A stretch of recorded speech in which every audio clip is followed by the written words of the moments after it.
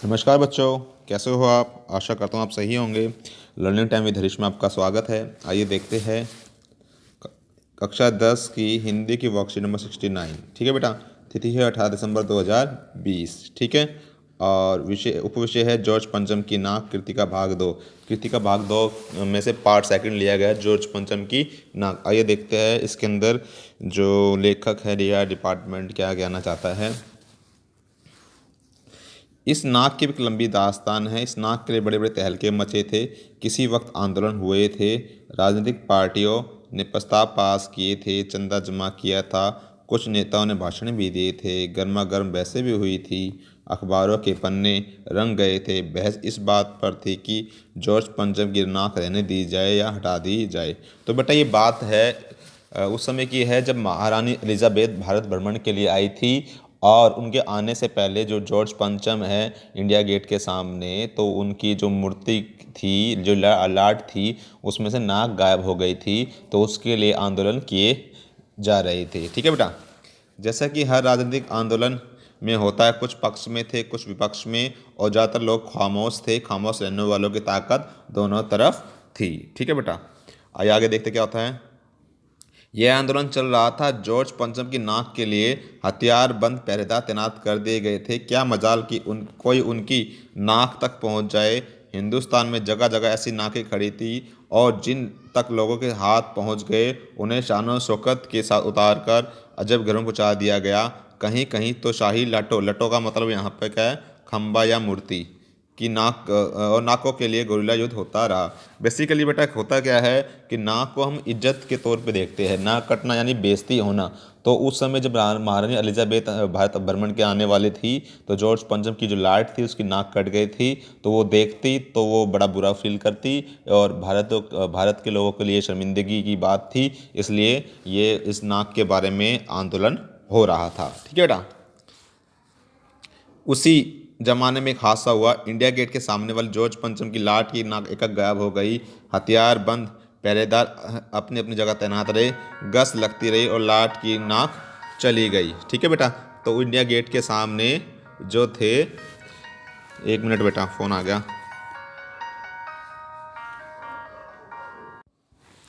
ठीक है बेटा। आइए आगे देखते हैं। रानी आए और नाक ना हो, एक एक परेशानी बड़ी बड़ी सरगर्मी शुरू हुई। देश के खैर खाओ की मतलब होता है यहाँ पर भलाई चाहने वालों की कि एक मीटिंग बुलाई गई और मसला पेश किया गया क्या किया जाए। वहाँ सभी सहमत थे, अगर वह नाक नहीं है तो हमारी भी नाक नहीं रह जाएगी। तो ये मसला उनके सामने समस्या उत्पन्न खड़ी हुई। ठीक है बेटा। उस स्तर पर मशवरे हुए, दिमाग खरोचे गए। यह तय किया गया कि हर हालत में इस नाक का होना बहुत जरूरी है। यह तय होते एक मूर्तिकार को हुक्म दिया गया कि वह फौरन दिल्ली में हाजिर हो। तो अब मूर्तिकार को बुलाया गया है। मूर्तिकार यूँ तो कलाकार था, पर जरा पैसों से लाचार था। यानी वो जो मूर्तिकार था वो एक अच्छा कलाकार था, लेकिन वो गरीब था। आते ही उसने हुक्मों के चेहरे देखे। हुक्मों का मतलब यहाँ पे शासक वर्ग। अजीब परेशानी थी उन चेहरों पर। कुछ लटके, कुछ उदास, कुछ बदमाश थे। उनकी हालत देखकर लाचार कलाकार की आंखों में आंसू आ गए। तभी एक आवाज़ सुनाई दी, मूर्तिकार, आज जॉर्ज पंचम की नाक लगानी है। तो मूर्तिकार को बुलाया गया स्पेशली जॉर्ज पंचम की नाक लगाने के लिए। मूर्तिकार ने सुना और जवाब दिया, नाक लग जाएगी, पर मुझे यह मालूम होना चाहिए कि यह लाट, लाट का मतलब मूर्ति, कब और कहाँ बनी। इस लाट के लिए पत्थर कहाँ से लाया गया। तो यहाँ मूर्तिकार का भी जो सवाल था वो भी जायज़ था। सब हुक्मों का मतलब बता दिया। शासक वर्ग ने एक दूसरे की तरफ ताका, ताका मतलब देखा। एक की नज़र ने दूसरे से कहा कि यह बताने की जिम्मेदारी तुम्हारी है, जैसे कि आमतौर पर सरकारी काम होते हैं। खैर मसला में समस्या हल हुआ। एक क्लर्क को फ़ोन किया गया। इस बात की पूरी छानबीन का काम सौंप दिया गया। पुरातत्व विभाग की फाइलों के पेट चीरे गए, पर कुछ पता नहीं चला। ठीक है। क्लर्क ने लौटकर कमेटी के सामने कांपते हुए बयान किया, सर मेरी खता माफ़ हो, फाइलें सब कुछ हजम कर चुकी है। तो क्लर्क ने अपना जवाब दे दिया। तो ये पैराग्राफ था। अब इसके कुछ प्रश्न दिए गए हैं, इन प्रश्नों के उत्तर जानने की कोशिश करते हैं। तो मैंने इनके प्रश्नों का उत्तर पहले ही लिख लिया है। आइए उस पेज पर चलते एक बार।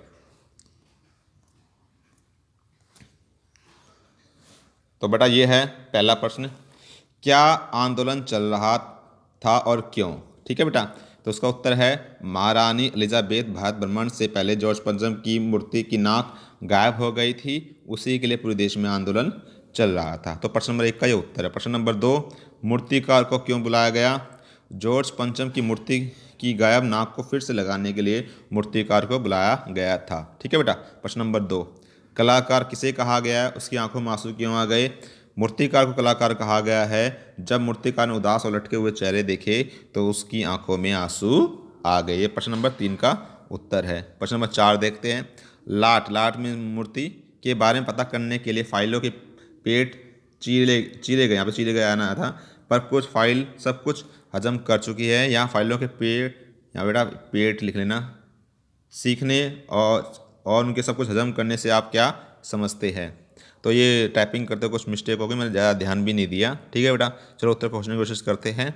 इस बात से हम यह समझते हैं कि फाइलों को खोजने के बाद भी जॉर्ज पंचम की नाक किस पत्थर से बनी है, पत्थर कहाँ से लाया गया आदि कोई जानकारी नहीं मिलती, यानी फाइलें सब कुछ हजम कर चुकी है। इसका मतलब ये हुआ। ठीक है बेटा। प्रश्न नंबर 5 देखते हैं। आपने कैसे कहीं मुहावरे और व्यंग्यात्मक बातें सुननी पड़ी होगी जिसमें, यहाँ पे बेटा नाक आना था, मैंने जल्दबाजी में ये वीडियो बना दी कुछ नया एक्सपेरिमेंट करने के लिए। शब्द प्रयुक्त होता है, ऐसे कई 7 मुहावरे लिखकर उनका एक एक वाक्य भी लिखिए। तो नाक के ऊपर आपने 7 मुहावरे लिखने हैं। जैसे कि सपोज करो मैं एक पहला लिख देता हूँ, इसका उत्तर लिखा मैंने विद्यार्थी स्वयं करे, तो ये आप स्वयं करेंगे। मान लो लिख देता हूँ नाक में दम करना।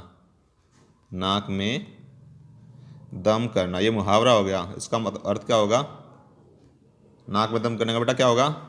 बहुत तंग करना, बहुत तंग करना। बच्चे अक्सर माता पिता की नाक में दम कर देते हैं। तो इस तरह से आपको उसके उत्तर लिखने हैं। आशा करता हूँ ये वीडियो आपको अच्छी तरह समझ में आ गई होगी, और वीडियो अगर अच्छी तरह समझ में आ गई होगी तो लाइक और सब्सक्राइब ज़्यादा से ज़्यादा कीजिए। अगर किसी बच्चे को कोई डाउट है तो वो कमेंट सेक्शन में जाकर कमेंट भी कर सकता है। धन्यवाद बेटा।